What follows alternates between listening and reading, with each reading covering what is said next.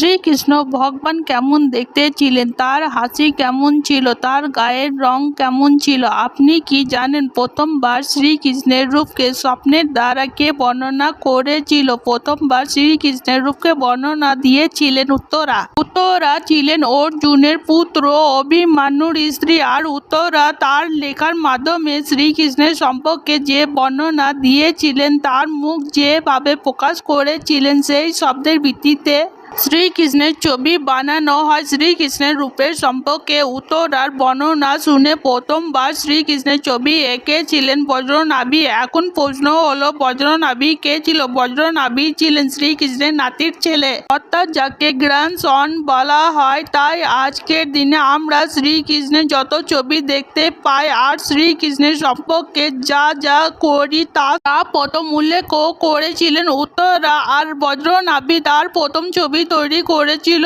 সবাই বলো রাধে রাধে, জয় শ্রীকৃষ্ণ।